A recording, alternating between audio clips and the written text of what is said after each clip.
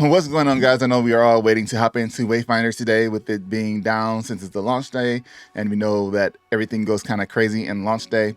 But we're going to take a look at the roadmap that they have posted here for us to look at, which is pretty lengthy. So this should be pretty cool to see what they have going on. Looks like we get to learn about the awakening system and some of the archetype levels they were talking about. And this will give us a chance to actually see where the dev team's head and mind are at, and if we can actually expect some really cool things to come in the future. So it says early access is just the start for Wayfinder.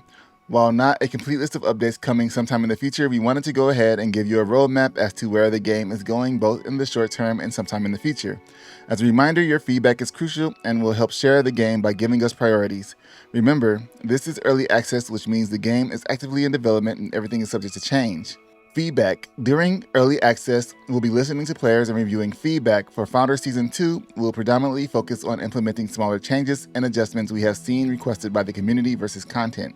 We'll continue to alternate between large content drops and reacting to feedback for future sessions. Now, the first thing to jump into in the progression section is awakening systems, which is pretty cool. They talked about this a lot. They said that Heroic Kairos was pretty much a tier 1 awakened regular Kairos. So this gives us the idea of what that actually means here. So it says, being a collection game, collecting weapons and wayfinders are at the heart of your typical play session. The awakening system expands this by allowing you to craft additional characters or weapons, turning them into awakening stones, and infuse them into your existing identical character or weapon to increase the stats and echo capacity. You can then repeat this process multiple times while costs and resources go up, giving you a ton of horizontal progression. Note, in early access, you can collect components for additional wayfinders, but you cannot craft awakening stones until the system is live. So that's kind of cool that we can get all the stuff we need. We may not know how many we need, but at least we know we can get a lot of it. And we have some attachments here. We got some pictures to see what they're kind of talking about. It looks like he has, I'm guessing these 3 weapons are 3 awakening stones, and maybe combining them turns it into the Colossus, or these are all Colossuses. No, these are all Colossi weapons. I can see the hilt. These are all Colossi weapons that got crafted and turned into awakening stones, and then they're going to be able to get put into make an awakened Colossus, I think.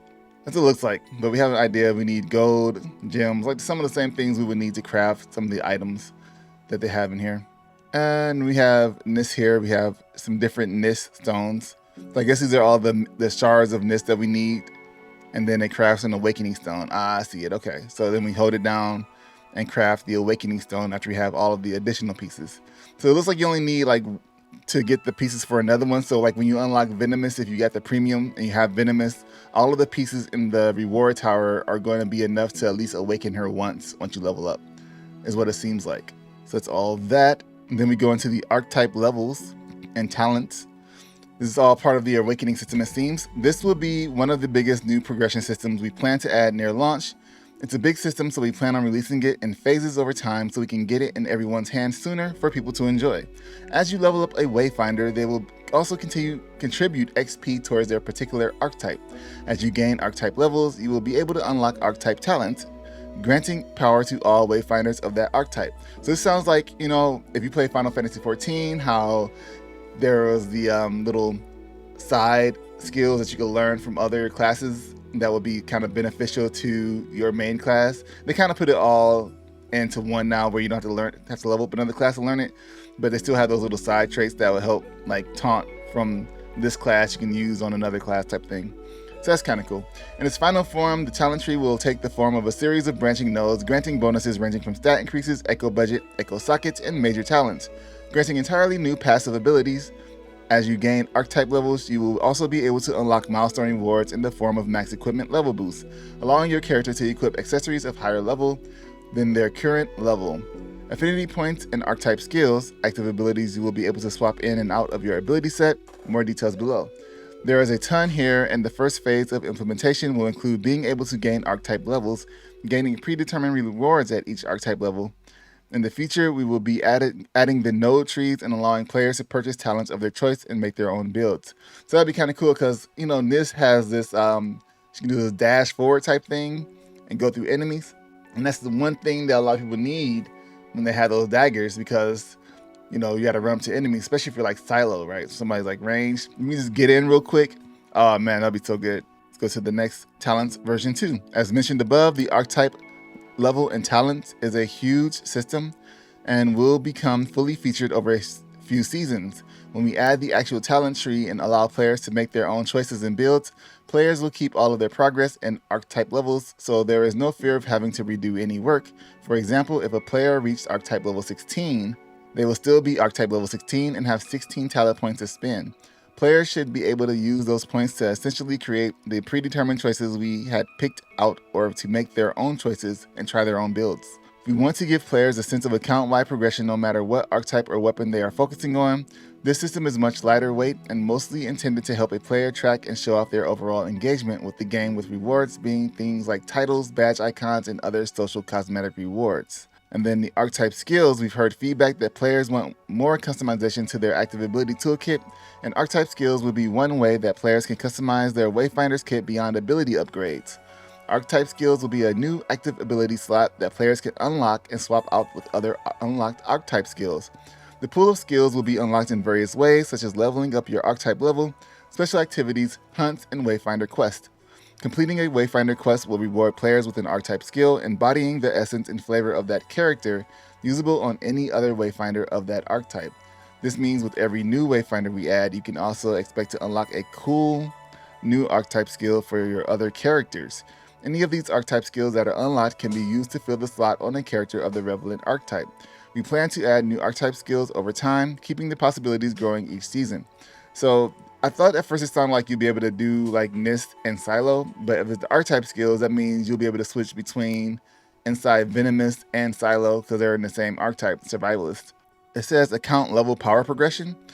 We are shifting some of our players' overall power to more account level systems, rather than requiring players to grind out that power on every new weapon and character that they create to be in-game ready. It's planned that as you unlock power, it'll unlock it on all relevant weapons on all Wayfinders of a particular archetype. So starting a new character will mean starting with some pre-earned power. It also means that making your main stronger too. We want to respect players' time and also encourage people to try out new characters and weapons without feeling like they will be falling behind if they aren't spending every minute on a single character or weapon. To this end, we will begin releasing archetype level, army level, and account level system in phases. That sounds really cool. Looking forward to it. Going down into the content section, this is very important stuff. Gotta have content. Content is king. For the main story quest, they'll continue to tell the story of Wayfinder in the world of Evanor when we introduce content mid-season, and when we launch our second season in early access, we'll continue to add to these quests with the most updates. For the live events, it's always expanding, and we want to make sure that during a season there is a steady rollout of new quests, new hunts, new weapons, and more. So there'll still be updates during the season. They just won't be like huge major overhaul type updates. While we don't have a set amount, you'll see each season. Look for updates in the near future on what you can expect these mid-season drops. So we're not just gonna be sitting in the middle of a season like it sounded like with the season 2 thing. We're not gonna be sitting in season 2 with a drought of nothing to do. They'll have some stuff in here. You're gonna have hard mode hunts. Hard mode will be the first set of in-game content introduced in Wayfinder. Heroics will be updated each season and will always be the most difficult content available. Heroics should challenge the most dedicated of players and grant access to some unique rewards. You will be able to play previous lost zones and hunts at heroic difficulty and put your skills to the test. Some of the rewards players can expect for tackling heroic content include unique accessory sets, unique consumable recipes, unique housing artifacts and trophies, discovery rewards, and unique echoes. The highest tier of Gloomstone will also only be available from Heroics, meaning if you want to fully max out a character or weapon's potential through affinity boost and the highest awakenings, Heroics will be key. That sounds interesting. I wonder if you'll be able to do them solo because I just like that challenge sometimes. For raids, they are planning on content that is designed for more than 3 people. While we don't have specifics to share, we are underway in designing these encounters. We want them to be challenging but also respect your time. We concepted a few different ideas, one of which might scratch the itch of those who are looking to go head to head with other Wayfinders. Some PvE VP type things, maybe like a tournament of champions but with real people. So we have a job board. What's a job board? Skylight is full of people in need. Oh yeah, quests, little side quests. Parents searching for a lost child, a weaponsmith in need of crafting materials, a hopeless romantic looking to find love in a hopeless time. These citizens all post their problems at the Skylight job board, hoping an intrepid Wayfinder has the time and inclination to help them out. Jobs are Wayfinder's version of daily and weekly quests. Jobs become available after players complete Chapter 2 of the main story, and they will launch as part of Founder Season 2. Now you can see the job boards already in place. If you go looking around town, they look like job boards. So you'll be able to see them. There's one like right by the person once you go down that elevator. It's like right there. It's a job board. New weapons. Our goal is that every season we introduce a brand new Wayfinder and their signature weapon into the game. These characters will continue to be earned via play, as well as in the new season rewards tower. We'll also be releasing multiple weapons both at the start and throughout the season to introduce new and interesting ways to play. So that's good. It's not just one weapon per season, because that will kind of get old. So having at least 2 weapons is a good thing. And as far as the job boards go, that's going to be another way that we can get experience points to level up our reward tower if we decide to get one of those as well. And then we have Wayfinder Quest and the new zones. So for Wayfinder Quest, it says Wayfinders have complex histories and stories to tell. In the future, we'll be introducing quests that are exclusive to Wayfinders that not only give you insights into who they are and where they come from, but also offer unique and awesome rewards. This is very cool, especially just building on that character aspect of what each character has to offer, seeing their personality. You know, why did Regulos decide to give up his body for science? So that's all information that we'll be able to find, especially as they unlock their memories, especially since they were like dead and they came back. New zones. We are hard at work on our next zone. This is the largest and most open lost zone we have made to date. And it features some breathtaking views as well as new ways to traverse all new enemies, quests, and secrets to uncover. We will continue to add new lost zones and larger open world zones for the foreseeable future. And we have an image. Oh, looks like a Stargate portal. So we're going to go into a Stargate portal for the next lost zone. Now they're going to add some more systems. We have housing, UI, and Wayfinders. Going into systems, getting new traversal mechanics. Now they did talk about the mounts like this here. Not only incredible fun to use, but also practical. Upcoming zones will also be designed with mounts in mind. While founders get a strider, that's only one type of mount. Mounts will be various creatures and colors and also have a customizable saddle. So when you see the founders, it says mount and saddle. That's because we'll be able to change out that saddle that we're sitting on. Next is the hook shot. Whereas like some lost zones will introduce new traversal mechanics. Once introduced, they'll also be implemented retroactively in older zones. That's good, which grants new ways to see zones you may have previously completely explored. The first of these we are introducing is the hookshot, allowing Wayfinders to quickly zip to out-of-reach locations. You'll also be able to hookshot for some special interactions with out-of-reach objects.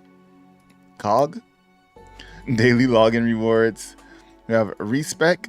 At early access launch, we'll have free respecs. In the future, we'll be changing this to a respec that has a scaling gold cost. Oh, take advantage of those respecs now, guys.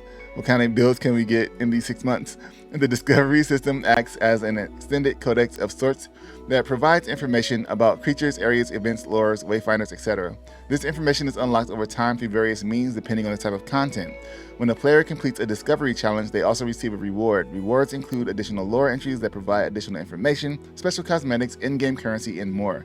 Most discoveries also provide a special reward for completing a discovery entry by completing all of its associated challenges. So having all this lore and stuff is really good for game growth, community growth, because there are super lore nerds. I'm not a super lore nerd, I'm lore nerd. I am a lore nerd, but not a super lore nerd. That all helps the world feel more alive and more in depth, and it kind of makes you want to explore more and see what's going on. Why is this way? Why is that way? Why is this character stupid? All of that good stuff is important inside this lore information. Neighborhoods is something that sounds really interesting. It says housing is an important social system in Wayfinder. It allows you to take a break from battle to relax, but also a place to expand your character's powers and abilities. Neighborhoods will allow you to organize with your friends so that you not only have a larger home, but also an open shared social space to decorate. Larger homes also mean more room for potential artifacts, making your character and friends stronger. And we have a little image of little, I guess it's in its making. So I wonder if it's gonna be like a little instance area, or if we'll just kind of like run to it or maybe see it in the distance. Got guild neighborhoods and shared plots, housing updates, and crafting activities. So shared plots of land all neighbors can help tend to. Think of a garden that yields useful crafting ingredients if all neighborhood members contribute seeds, water, and other resources. So like community garden type thing. Neighborhoods that are exclusive to guilds and neighborhood quests to work together with those of your neighbors for common objectives to unlock rewards. So I guess rewards for like the whole neighborhood. We plan to add to housing each season in the form of new decorations such as things to customize music and even art in the home, trophies, and artifacts. In addition, we are working on extra features such as friend artifact slots, which allow a friend to leave an artifact for a friend for them to activate for themselves. That was a weird sentence to put together. So like if your friend comes over, they can leave an artifact for you and you can activate it pretty much. Like, hey man, I brought you this apple. You can eat it, essentially. Crafting activity, fishing, cooking, and gardening are all things we plan to introduce in the future that tie directly into the housing system and give other gameplay effects and elements that aren't just more stats or abilities. I wonder how they're going to put fishing into the housing system though. For UI personalization, they have Social 2.0, Social Personalization, Player Inspect, Pets 2.0, and Weapon Dyes. For Social 2.0, they don't really have anything here yet, but I'm guessing you're going to change it a little. Oh, that's like the header of the thing. So titles, glyphs, and portraits will be something you can customize, making it so when you encounter friends new and old, they'll be able to get a sense for you and your personality. So we have these little background borders and stuff. That's kind of cool. Player title is kind of short. Player name is long, very long. 1, 2, 3. That's funny. I like this banner right here, and this one over here has like the little red. That's the two of them. It's like right here also. Those are pretty cool. Player inspect. It's very self-explanatory. We'll be able to inspect players. We can see what they have. We can block a player and view their profile. See what level they are, what kind of weapon they got, what their accessories are, name of thing. Kind of cool, kind of cool.